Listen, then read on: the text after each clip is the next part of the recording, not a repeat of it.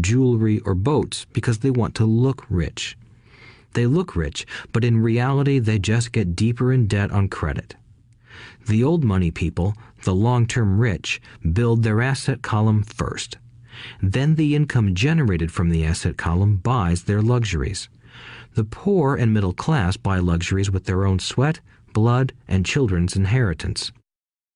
A true luxury is a reward for investing in and developing a real asset. For example, when my wife Kim and I had extra money coming from our apartment houses, she went out and bought her Mercedes. It didn't take any extra work or risk on her part because the apartment house bought the car. She did, however, have to wait 4 years while the real estate investment portfolio grew and began generating enough extra cash flow to pay for the car. But the luxury, the Mercedes, was a true reward because she proved she knew how to grow her asset column. That car now means a lot more to her than simply another pretty car. It means she used her financial intelligence to afford it. Instead, most people impulsively go out and buy a new car or some other luxury on credit. They may feel bored and just want a new toy. Buying a luxury on credit often causes a person to eventually resent that luxury because the debt becomes a financial burden. After you've taken the time and invested in and built your own business, you are now ready to learn the biggest secret of the rich, the secret that puts the rich way ahead of the pack. Chapter 4. Lesson 4. The History of Taxes and the Power of Corporations. My rich dad just played the game smart, and he did it through corporations, the biggest secret of the rich. I remember in school being told the story of Robin Hood and his merry men. My teacher thought it was a wonderful story of a romantic hero who robbed from the rich and gave to the poor. My rich dad did not see Robin Hood as a hero. He called Robin Hood a crook. Robin Hood may be long gone, but his followers live on.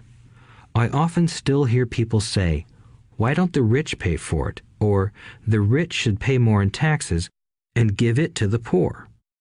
It is this Robin Hood fantasy, or taking from the rich to give to the poor, that has caused the most pain for the poor and the middle class. The reason the middle class is so heavily taxed is because of the Robin Hood ideal. The reality is that the rich are not taxed. It's the middle class who pays for the poor, especially the educated upper-income middle class.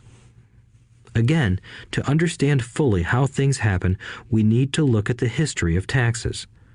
Although my highly educated dad was an expert on the history of education, my rich dad fashioned himself an expert on the history of taxes. Rich Dad explained to Mike and me that originally in England and America, there were no taxes.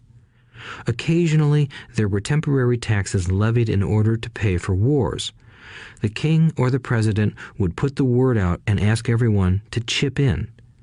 Taxes were levied in Britain for the fight against Napoleon from 1799 to 1816, and in America to pay for the Civil War from 1861 to 1865. In 1874, England made income tax a permanent levy on its citizens. In 1913, an income tax became permanent in the United States with the adoption of the 16th Amendment to the U.S. Constitution. At one time, Americans were anti-tax. It had been the tax on tea that led to the famous Tea Party in Boston Harbor, an incident that helped ignite the Revolutionary War.